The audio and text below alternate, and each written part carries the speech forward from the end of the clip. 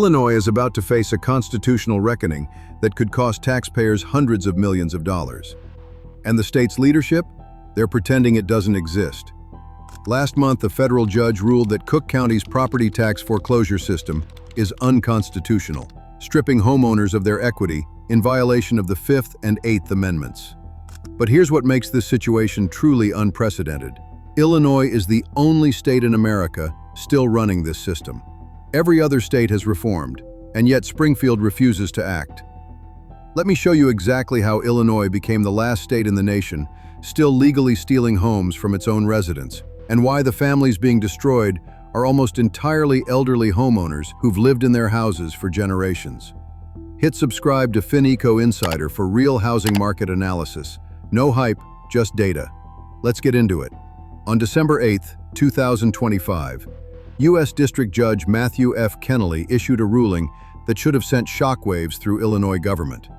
In the case of Bell versus Pappas, Judge Kennelly declared Cook County's property tax sale system unconstitutional on two separate grounds.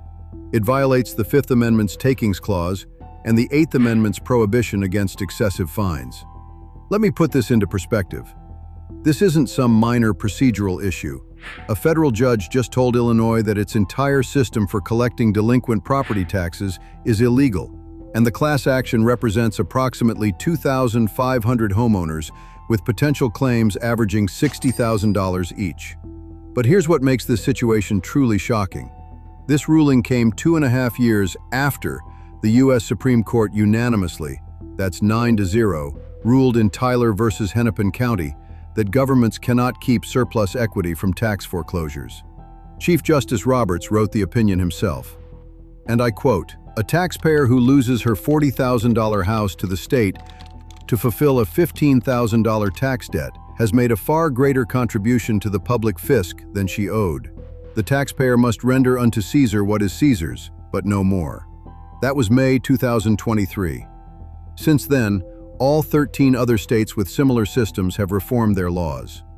Minnesota, Colorado, Nebraska, Michigan, New York, New Jersey, Massachusetts, Alabama. Every single one now returns surplus equity to homeowners. Illinois? Nothing. The state legislature has done nothing. And what did Judge Kennelly say about Cook County's defense? He called their immunity claims absurd. His words, not mine. Now let me show you exactly how devastating this system has been, because the numbers are staggering. Since 2019, more than 1,000 owner-occupied homes in Cook County alone have been seized through tax foreclosures. These weren't vacant lots or abandoned buildings. These were homes where families lived, often for generations. The combined market value of those homes? Over $108 million. The total tax debt that triggered those seizures? Just $2.3 million. That's a 47-to-1 ratio. For every dollar owed in taxes, homeowners lost $47 in equity, and they got nothing back, zero. More than half of these homeowners, over 500 families, lost everything over initial debts of $1,600 or less. That's less than the cost of a decent used refrigerator and a new water heater. And here's the kicker. At least 125 of those who lost their homes were senior citizens. Many had lived in those houses for 40, 50, even 60 years. Now, the December 2024 tax sale tells us where this is heading. That auction included 47,216 properties with $211 million owed. And among those properties, over 800 senior-owned homes had their tax debt sold, the highest number in a decade. Tax buyers purchased 96% of liens on senior-owned homes. Compare that to just 25% of all liens overall. That's not random. That's targeting. If you're finding this helpful, tap subscribe and hit the bell. We dig past the hype to deliver real data and real value. Now let me show you where this crisis is hitting hardest. This crisis is not evenly distributed. It's concentrated in specific communities, and the pattern is unmistakable. A Housing Action Illinois analysis found that in the 11 zip codes with the highest tax sale evictions, 73% of residents identified as Black. In the 44 zip codes with zero evictions, 82% of residents identified as white. Over 75% of parcels in the 2021 Cook County tax sale were in majority-minority neighborhoods. even though these communities make up only 52% of the county's population. The hardest-hit areas include Chicago's South Side, Roseland, Englewood, West Pullman. But the suburbs are being devastated too. Take Harvey, Illinois. In 2023, the city billed $57.9 million in property taxes. It collected only $33.75 million. That's a 42% delinquency rate. Or Ford Heights, with a collection rate of just 29.3%. So low the village can't even afford a police force. And it's getting worse. Recent reassessments hit South and West Side communities hardest. Over 37,000 residential properties saw their assessments more than double. Neighborhoods like Englewood, Roseland, and North Lawndale experienced median increases of 119% to 160%, compared to a citywide median of just 22%. You read that right. Working-class Black neighborhoods saw tax assessments jump 5 to 7 times faster than the city average. For families already struggling, that's the difference between keeping their home and losing everything. Let me pull back the curtain on exactly how this system operates, because it's not foreclosure as most Americans understand it.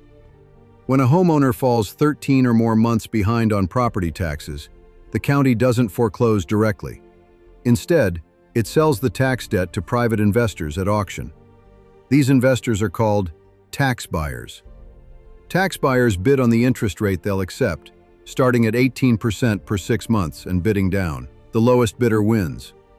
Large institutional investors have driven winning bids near 0% using electronic bidding systems. Why would anyone accept 0% interest? Because the real profit isn't the interest, it's the property seizure. After the tax sale, homeowners have a redemption period of 2.5 to 3 years to pay back the debt plus penalties, interest, and fees. Sounds reasonable, right? Here's the trap. No partial payments are allowed. No payment plans. The full amount must be paid at once. Think about that. Someone who couldn't scrape together $1,600 for their original tax bill is now told they have to come up with $5,000, $8,000, maybe $10,000 all at once. Penalties, fees, and accumulated interest included. For a senior on a fixed Social Security income, for a family that just went through a medical crisis, impossible. And when the redemption period expires, the tax buyer gets a deed to the property. Not just the tax debt, the entire property, 100% of the equity. The original homeowner gets nothing. A homeowner owing $10,000 on a $100,000 home loses the entire $100,000. The tax buyer walks away with $90,000 in pure profit. Now, Illinois does have a supposed safety valve, an indemnity fund, that's supposed to compensate homeowners who lose equity. But that fund is insolvent. There's a 6 to 7 year backlog, and there are $33 million in unpaid claims sitting there waiting. Between 2014 and 2021, tax buyers collected at least $148 million more than what homeowners actually owed across Illinois' 11 most populous counties. Nearly 3,539 homes were seized, with owners losing an average of 85% of their equity. 70% of those seized homes had debts less than the price of a 10-year-old Chevy Impala. If you want to stay ahead of what's really happening in housing markets across America, subscribe to FinEco Insider. We tell you the truth, not the sales pitch. Let me share some real cases, because these aren't statistics. These are lives destroyed. Velma Lewis is 74 years old. Her mother purchased the family two-flat in Maywood in 1961. The mortgage was paid off decades ago. When Velma fell behind on a $6,200 tax bill, she chose to repair her deteriorating roof instead. Investors swooped in. Sheriff's deputies burst into her home with a battering ram to evict her. The home was worth approximately $180,000. Velma walked away with nothing. At age 77, she had to take out a 30-year mortgage to buy back her own family home. When she got inside, 88 code violations, $80,000 in repairs needed. Michael Bell of Chicago's South Deering neighborhood took sole ownership of his family's fully paid-off $115,000 home after his mother died in 2017. When he lost his job, he fell behind on taxes, starting with just $1,600. By 2022, penalties and fees had ballooned that $1,600 to $11,000. Michael became the lead plaintiff in Bell versus Pappas, the case that just resulted in the constitutional ruling. Michelle Kidd, a disabled former bus driver, bought her Maywood home in 2011 with no mortgage. After becoming disabled, she fell behind on taxes. Her total debt? $2,340. She lost a home worth $166,220 and received nothing. Goyce Rates of Evanston inherited a home in 2014 and lost it over $9,025 in tax debt. The home's value? $389,060. The pattern repeats across hundreds of cases: small debts, massive losses, concentrated among elderly, disabled, and minority homeowners. So what has Illinois leadership done about this constitutional crisis? Governor Pritzker's spokesperson claims Illinois is in compliance with the Supreme Court ruling. That claim is disputed by senior members of his own party, legal experts, and now a federal judge. State Representative Will Guzzardi, a Chicago Democrat, has been blunt. I believe, and I think that many others in this space believe, that Illinois' current tax sale system is out of compliance. That puts us in real legal liability. Reform bills like HB 3146, which would simply require surplus equity to be returned to homeowners, exactly how mortgage foreclosure already works, remain stuck in committee. The only action Pritzker has taken? Signing a stopgap measure allowing Cook County to delay its August 2025 tax sale until March 2026, buying time while doing nothing to address the fundamental constitutional violation. Meanwhile, lawsuits are piling up. Beyond Bell v. Pappas, DuPage and Lake counties have sued the state of Illinois itself, arguing the property tax code compels them to violate homeowners' constitutional rights. Similar suits now involve Will, Kane, Boone, Peoria, and Carroll counties. Cook County Treasurer Maria Pappas is evaluating whether to appeal Judge Kennelly's ruling. If the county loses that appeal and the class is certified, Illinois taxpayers could be on the hook for over $150 million in damages, just from Cook County alone. The solution is straightforward. Every other state has already implemented it. Require properties to be auctioned publicly, with any surplus above the tax debt returned to the homeowner. That's exactly how mortgage foreclosure already works. But Illinois remains frozen, and Cook County's next tax sale is scheduled for March 2026. What we're witnessing isn't just another policy dispute. It's a constitutional crisis that state leadership has chosen to ignore, while wealth continues to drain from the communities least able to afford it.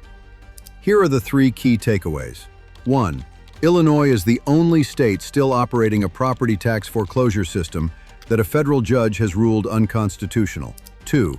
The system has extracted over $108 million in home equity from families, predominantly elderly homeowners, over just $2.3 million in original tax debts.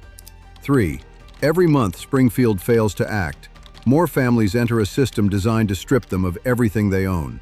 The question now isn't whether Illinois will reform. It's how many more families will lose their homes before lawmakers finally act, and how many hundreds of millions in legal liability taxpayers will ultimately shoulder. Before you go, drop a comment below. Are you in Illinois? Have you seen this crisis in your community? Your insights help shape the content on this channel, and we read every comment. Hit subscribe and tap the notification bell, because next week, we're revealing which states are showing the same warning signs Illinois ignored a decade ago. Remember, this isn't about fear. It's about being informed and prepared. We'll see you in the next video.